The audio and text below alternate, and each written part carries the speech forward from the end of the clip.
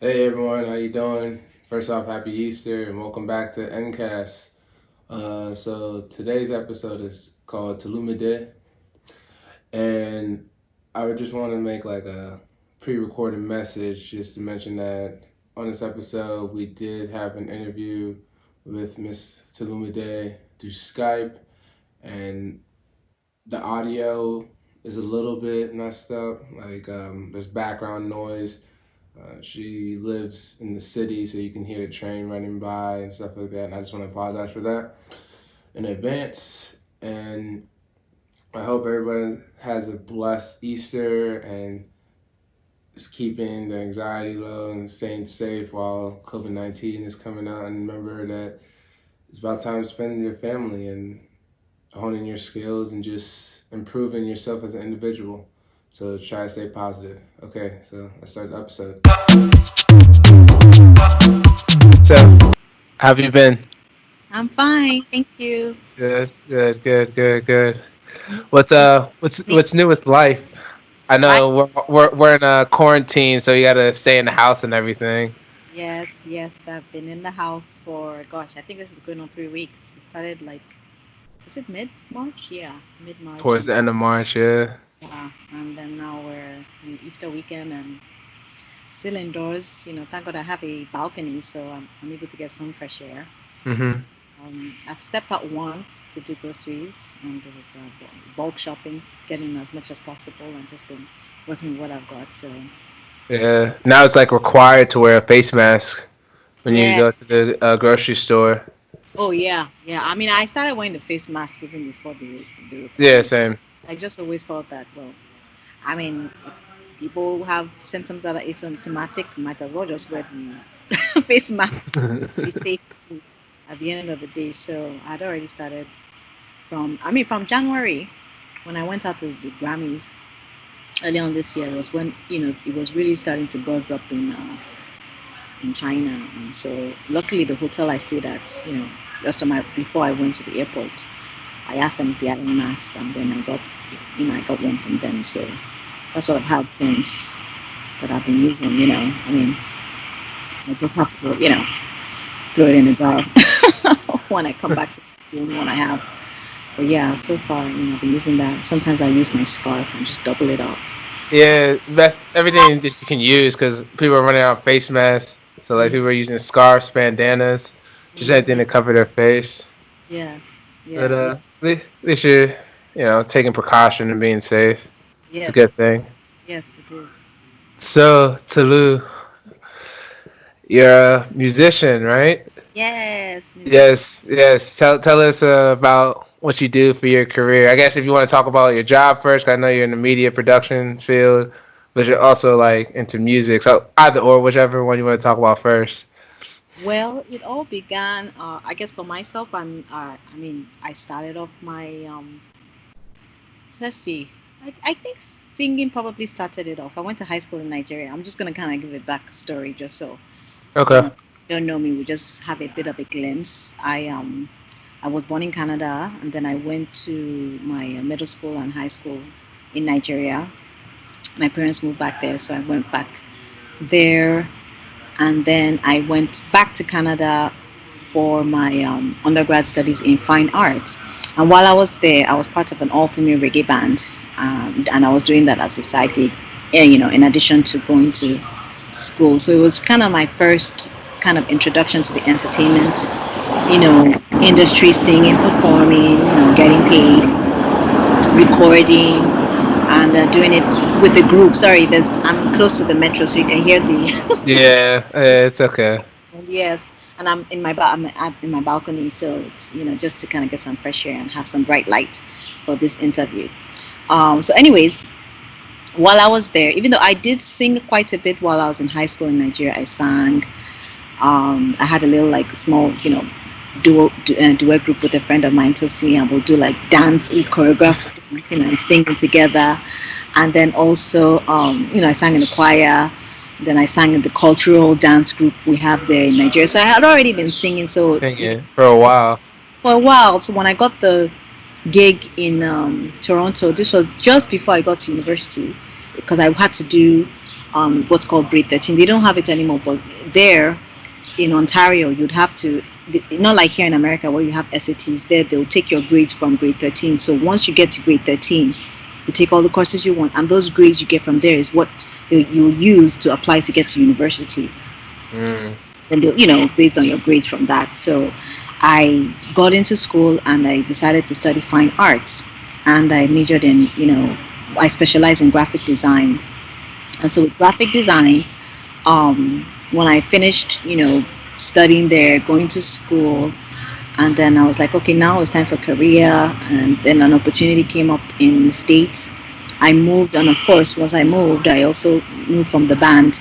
And I had been with the band really from all throughout college. While I got in while I was in like my the final months of my grade 13 time, and then just stayed on all through college, through 5 years in college. So I was with the band for almost 6 years.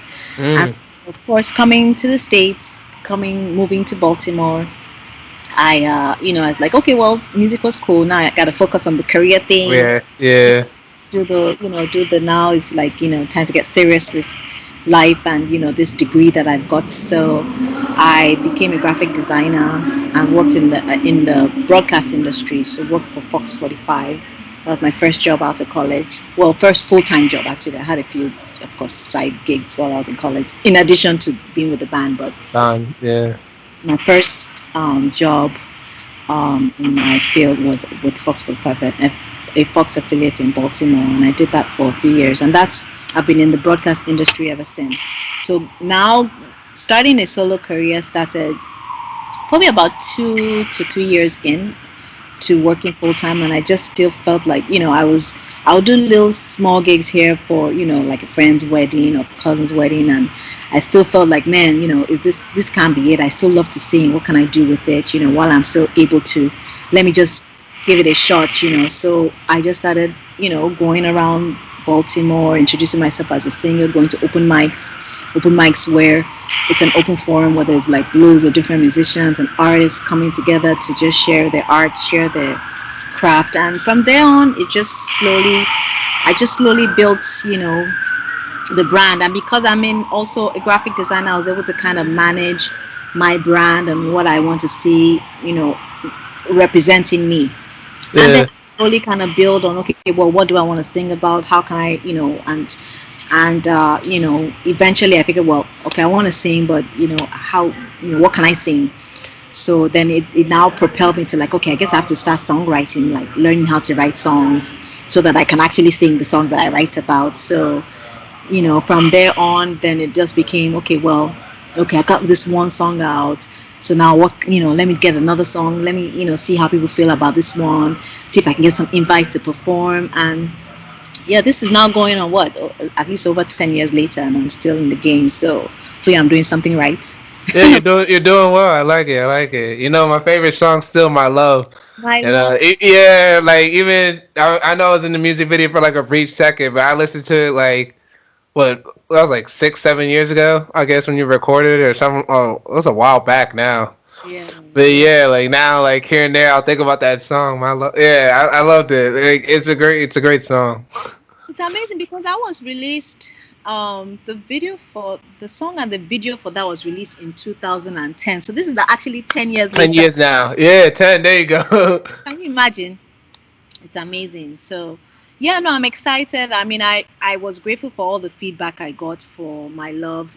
That was the title track, and then it was the title of the album I released, then in 2010. And before then, I had a few singles out because I was still, I'd known the experience that I had had, with the group, when I was part of the reggae group. It was called Women Around Things, and so then I also, I was like at the point of where I was like, man, I gotta get my heritage, my Nigerian heritage into the mix. But I also love R&B, and I love reggae, and I love funk, and I love soul, and I love gospel. So at that time, I was really like, okay, how can I fuse all these genres that I love so much into this melting pot? So the primary was definitely the R&B and the inspiration and the Afro-pop element of it. And I think, so far with the feedback I got, I think it was kind of refreshing to most of the listeners I got to kind of get that diverse range. And in addition, I felt like also the music scene in Africa and Nigeria was just really, really, just bubbling. There was a thirst for, just, all like ethnic music from home, our people music, which was different from me, when I was growing up there. Because really, most of the time it was like we just wanted to hear hip hop, R&B, like anything that was ethnic Nigerian. It was like, okay, that was it. You'd hear it at weddings. We talk about this all the time. Every time we meet up, we talk about this. It was literally like maybe 20%. I mean, let me give it like 30%. 30% Nigerian music, and then but like when we family events, we would talk about how like little backstory. Tolu's my cousin, so like yeah, she's even like babysat me because I'm the baby cousin and all that. But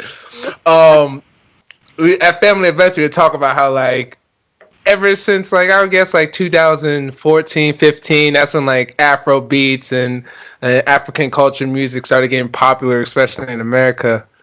Tolu, you there? Yes, I'm here. Okay. Can you hear me? You froze for a sec, but okay, yeah. But like I was saying, yeah, it just started coming into like at least American culture, like Afro beats and all that stuff. It wasn't always like popularized, so that's why she was mentioning like like she wasn't growing up with that, and it's very true. Yeah. So imagine it's kind of like like I was growing up with like pretty much what was hot and raining here in the States, in America. Your Tribe Called Quest, your Fush Dickens, everybody, Queen Latifah, Brandy, Mary J. Blige, all. I mean, all. MC Light, yeah. Right. Oh my gosh, yeah. I mean those are all like I mean that's all on my playlist. Those are all artists that I really lots of the underground. Oh my gosh, there's been some great. I mean, pioneers in this, but really that was Whitney Houston, of course, the pop stuff too, Gladys Knight, your Philippines. So all those artists were who I was listening to back then. So it was really refreshing to now later on to now really like, oh my gosh, the music is now kind of shifting from where it was like 70-80% American, and then the Nigerian music was just a few, maybe 20-30%. But now it's like sometimes you go to the like events and parties and it's like almost 100% Nigerian, and it's just hip, it's like funky, it's like danceable, it's like it's now cool. It's now cool to play African music at like like millennial parties or or even just regular parties now. So that's been kind of cool to see. It's a nice shift. Yeah, it's a really nice shift. It's a nice shift, and definitely I feel very just proud to be part of the movement, proud to be part of this time that are like all African cultures are just being like embraced, and I feel like it's also kind of helping like people around the world learn more about like Africa with the lingos that they add to the songs, the pidgin English sometimes, like with different dialects. Sometimes you hear some words in Yoruba or in Igbo, all that, or even the Ghanaian. So Kenyan. So there's like just such a nice fusion of ways that you can explore and learn about like other cultures in Africa, or or of African heritage, really. So that's been just so amazing. Yeah, I love it. It's like like I have a podcast episode talking about paradigm shift, like just a shift in the culture, shift in society. It's the old traditional way. It's just not working for like the new modern day world. So like people are trying to mix it up and trying to find new ways, new elements, just add to society. I'm loving it, honestly. Just it's adding it to the mix, Yeah. So, what are your future plans? What do you plan on doing with your music and your career and stuff like that?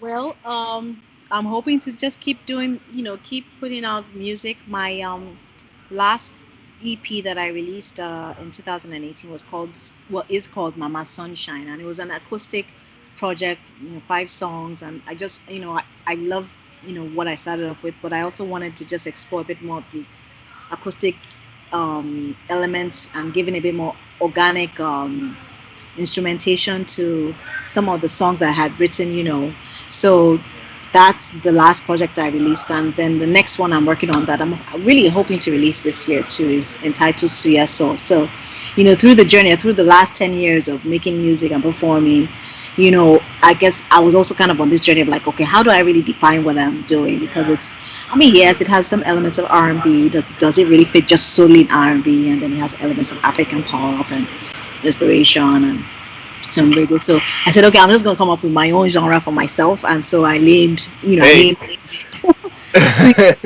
Suya Soul. So it's called Suya Soul. Okay, all right, yeah, all right, okay. And I mean, if I could think to explain it, it's really a fusion of your, soul, music from the heart, plus African music, really a fusion of that. So R&B plus African music, all kind of just fused together. So still giving that soulful type of vibes, which I love so much, but also being able to incorporate my heritage, my Nigerian heritage, plus just African heritage too in general, because another thing I found that I love to explore is like different languages from the motherland, from Africa, languages of Swahili, from other parts of Kenya or from South Africa. And so sometimes there have been moments with some songs I try and find like little words that I can just kind of drop in there. I mean, my native language is Yoruba, so that's that's not going nowhere. Yeah, exactly. Read that in, but yeah, definitely. I mean, this year I'm hoping to release. I mean, I have one single that I released last year that's going to be on the album entitled Beautiful. Okay. And I have other songs that, I'm cooking. I'm making it spicy. And for those who don't know, suya is is a beef kebab. But it can also be vegetarian for the vegetarians out there. But it's really the major thing is the spice that goes onto it. Like the spice is just, oh my gosh, so awesome. It's like a fusion of like peppers, like real hot spicy peppers with ginger. And, oh my. I love it. Every time I go to so I guess you want to tell our audience about African Fest that we have where I guess Niger Fest we used to have every summer. Yes. Yeah. Yeah. So the thing that I'm part of is Fest Africa, and that's an African Okay. Fest Africa. Okay. It started off as Niger Fest because we started off as it was a group of us Nigerians, Nigerian youths in the DMV. When I say DMV, that means DC, Maryland, Virginia, and based in Baltimore. So we formed a non-profit called Nigerian Youth Association, and from there we were like, okay, how can we give back to our community and also share our culture? People can come and learn and all that. So we started up as just really a small festival in Baltimore, and it just like blossomed. And then a few years into it, we just thought, well, there's really no other festival really that's just celebrating African culture. So we rebranded and changed the name of the festival from Niger Fest. Niger is like a slang for Nigerian, for being Nigerian really. So it changed from Niger Fest to Fest Africa. So it was now a rebranding to celebrate everyone, to celebrate and to really display everyone of African heritage. So then that included, definitely from Africa, then from the Caribbean, and also here, African American brothers and sisters, really. And having there be like a bit more of an exchange, because there's so much we have to learn from them. We have to learn from each other, but they can learn from us. And we really wanted it to be like a fusion of a time of us all coming together to celebrate our celebrate oneness, our uniqueness, the diversity in all of us that are here in the diaspora. So it involved, artists that are local artists here, plus artists that come from back home.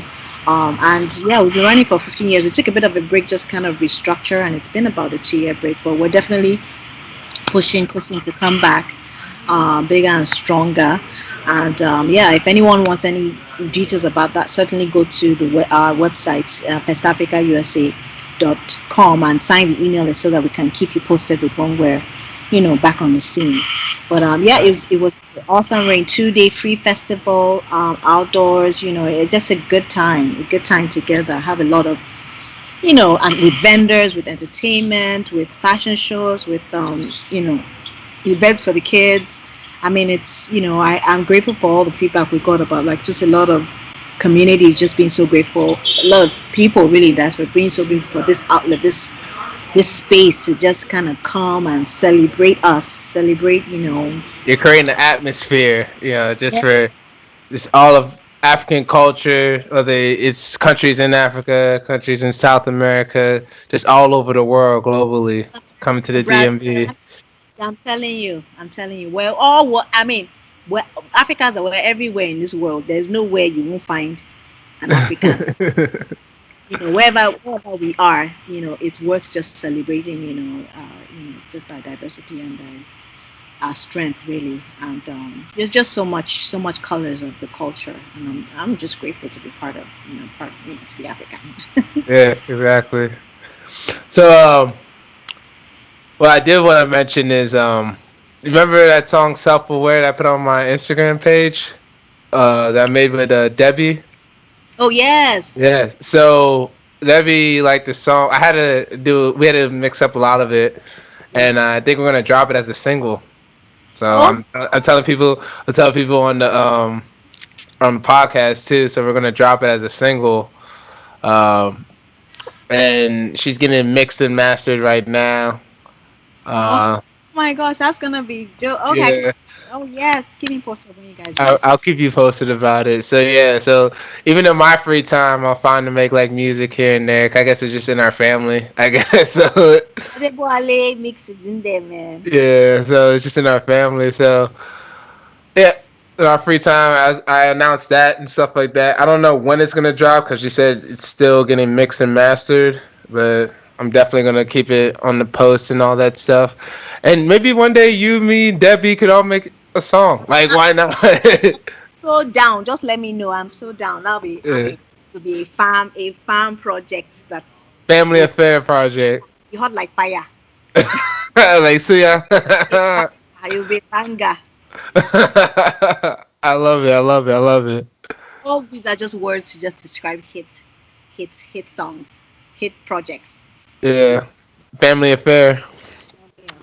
But so I'm really out of a lot of questions. But is there anything you want to tell my audience until we close out this podcast? Like closing thoughts. I like doing closing thoughts at the end of my podcast. Like leave my audience with like something to like take away from the podcast.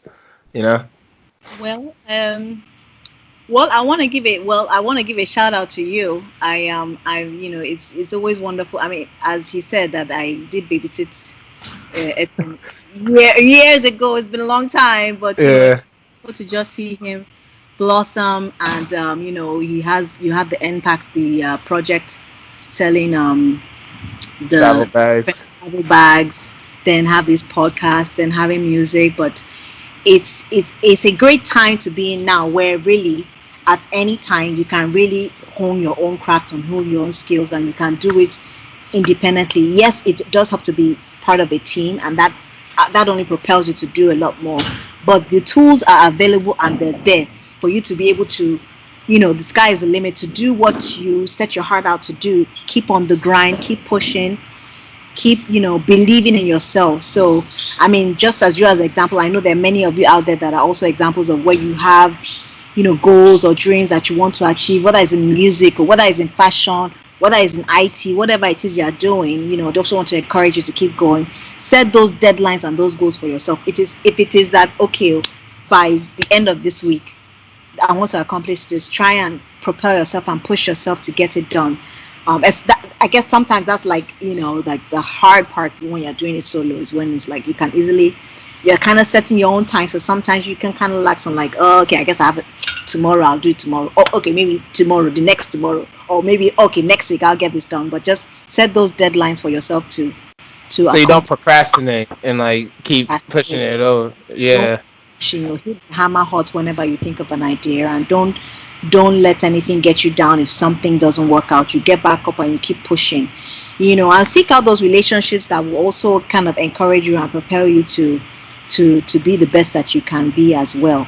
I mean, in my own journey being a musician, an artist really, because it's a fusion of me doing graphic design, brand management, plus the music, being a singer songwriter. You can be everything nowadays. Like, you don't have to take on one role. You really don't, and you want various streams of I mean, in this era, really, there needs to, as much as possible, you want to try and get various streams of income. You don't just rely on one. Okay, be diversifying. You have one thing. Okay, what else can I do to create another space where I can generate income? What else can I do to create another space where it's like, I mean, at least 5 to 10 other avenues that are streaming in things. So definitely always kind of keep that in mind. I mean, and as I'm talking to myself because I'm encouraging myself, like, okay, this is what I got to do. Sorry, the metro is background. This is what I got to do to just keep pushing. I mean, for the album, my first album, really, that's what kind of, I was like, I said that there, like, no, it has to be out like May, and different things happen where it'll be like, the mix is not right, or there's a setback, there's a delay in this thing, and it's like, oh, should I push it? It's like, no, I'm not going to push the date. I just got to keep on this, I'll stay up late and finish the site, or stay up late and do it, because I really want to stick to this May deadline. So that kind of been, that's kind of been what I've kind of stuck to and tried to kind of keep going at. I mean, there are sometimes that it does slip and fall, and where, okay, maybe I guess if it's just not right, then I have to, maybe move it a week later. But if you really, really push yourself to stick to whatever deadline, it will just help you to kind of get the job done. I mean, let me also add that, for more information about me, my website is TolumiDeMusic.com. In addition to singing, I mean, just because I also participate with a lot of events, and I really love to share our culture, and I love to, like, also really find ways to also kind of promote others that are doing different things. I post a lot of that on my blog website. So the music website is TolumiDeMusic.com, and then the blog website is simply just TolumiDe.com. You have Instagram and Twitter too? Yeah, so my Instagram is TolumiDe, and that's TolumiDe. So there I put a lot of videos, me just singing, but also just me just out and about, either cooking or traveling. But, I like dance, so so I mean, within these times, I've been really thinking about, okay, what else can I do and offer people that would just give everyone some positive vibes. And a lot of people are home, cooking a lot more, trying to work out but not quite working out as often as they want to. The things I started doing was like, okay, let me just go live and do my workouts live, and then motivate myself, but then motivate others, to try and just move and sweat a little bit, which is necessary for overall well-being. Because in this time, you want your vitamins, you want to eat as much, get as much of your nutrients, and get your rest, get your relaxation, keep your anxiety low, and all this is all part of your full well-being that you want to have, to be able to fight whatever comes your way, health-wise, and keep your spirits up. Exactly. Keep your spirits up. There's a lot going on. A lot of people are like going through a lot of stuff mentally, physically, spiritually. So you want to do everything you can just to keep your spirits up and make sure you're mentally like stable. Because being in the house, you feel confined, and like in a mental place, like a prison. Like a lot of us, especially on social media, you can tell a lot of us can handle like a prison facility or being in isolation. You can already tell. Like, so at least we have our freedom. So that's something that you can like consider like a blessing at the end of the day. So a really big blessing. No, I'm grateful. A lot of people are out of jobs, so I mean, whatever one can even do to help, there are a few websites that some of my friends sent where people, they're taking donations. So that's certainly, even if it means if anyone that's in a opportunity to be able to work, if you can give to any of these non-profits, or people are out there, or create campaigns of where you can offer something, if it's how to sew, to make masks for people, or the elderly that need it so much, or offer to pay for groceries for people in need. But I think that in this point in time, I hope and that people also think about ways that they can help others. If you are fortunate enough to still also have a job or have a means of survival right now. And I'm praying for the globe, with everyone worldwide, because no one is in isolation with this thing. It's everywhere. this virus has spread so rapidly, and it does have scary moments when you're watching the news and see the numbers. It's like, wow, this is for real. Mm-hmm. And it's been so fast, so fast. So keep safe, everybody, and I'm sending positive vibes, prayers. Keep it prayed up. Now is the time. There's technology is there to use to keep in touch with all your loved ones. Create. Let it be that, okay, this is a break for you. You're gonna come out of this break with a list of what you accomplished this break. You know how sometimes when you go to summer break, when you go in high school, I think you go summer break and then they ask you to write the essay like, oh, how was your summer? What did you do a whole essay? Exactly. Like this, like, okay, what do you hope to accomplish? Is it to learn French? Can you come out of it and say, man, I learned how to speak French, or I learned how to play the guitar, or I did like an online class on how to build your website, like whatever it is you can give, like definitely better yourself, but also even offer to others is what one should be thinking about doing too in this time. So that's my encouragement to everyone that's listening here. And thank you so much for having me on your show, on your podcast. No problem. You know how to get you on here. So, yes, many more to come. I'll keep posting and keep moving along. Yeah, thank you so much. No problem. Spell my name. I always have to spell it out because I've heard people say, is it TolumiDE, or is it there are different ways to pronounce it, but it's TolumiDE. Four syllables, TolumiDE, and it's spelled as TOLUMIDE. TOLUMIDE. I'm gonna say one more time, third time's the charm. TOLUMIDE, and that's TolumiDE. Thank you so much. TolumiDE, ladies and gentlemen, and thank you for being on my podcast, N.Cast Podcast, and until next time. Yes, so shout out to N.Cast Podcast. To N.Cast Podcast today, time Africa today, hey, at 2 times. Niger today, hey, me said that 3 times. We are Kemaraki. Okay, Mutin love. Thank you. Bye. Shower me with more than I can ever do. I cannot live this life doing the things that I do without you. You are amazing, truly divine. Where can I find something as pure as you? My love, my love, my love, my love, my love, my love, my love. Nobody bless me the way you do. Nobody feel me the way you do. Nobody love me the way you do. My love, my love, my love, my love.